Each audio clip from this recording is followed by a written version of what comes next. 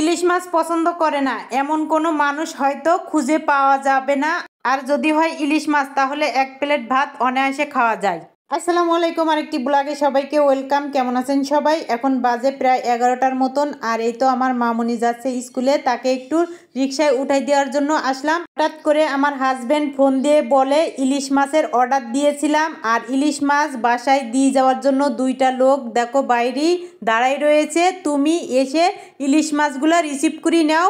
আমি অনেকক্ষণ দাঁড়াই থাকার পরে তারপরে এই তো দুইটা লোক এসে আমাকে ইলিশ মাছ দিয়ে গেল। আর এই ব্যাগের ওজনটা ছিল প্রায় 10 কেজির মতন।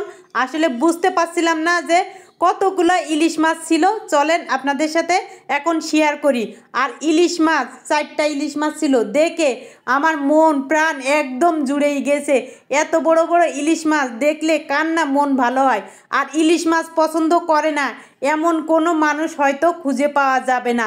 আর ইলিশ মাছ দিয়ে এক প্লেট ভাত অনায়াসে খাওয়া যাবে। আর দেখেন কতগুলা বরফ ছিল।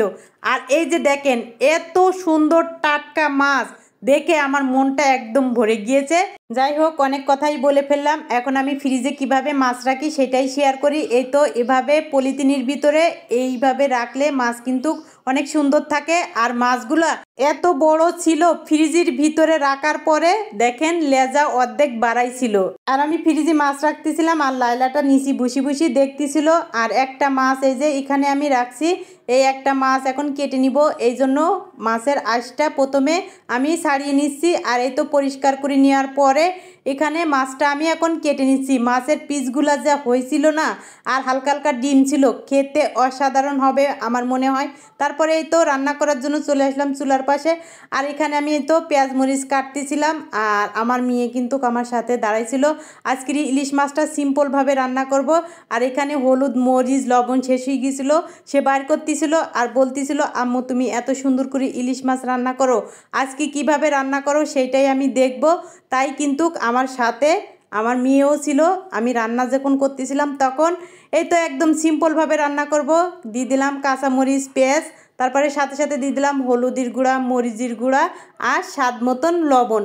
আর কিন্তু এখানে কিছুই দিব না। আর এভাবে ইলিশ মাছ রান্না করলে আমার হাজব্যান্ডও খুব পছন্দ করে। তারপরে এই তো এখন দিয়ে দিব ইলিশ মাছগুলা। আর ইলিশ মাছ দিয়ে আমি একদম হালকা হাতে কিছুক্ষণ আমি কষাই নিব, কারণ ইলিশ মাছ একদম নরম থাকে, বেশি শক্ত থাকে না। এই জন্য হালকা হাতে কিন্তু এটা কষাই নেওয়া লাগবে।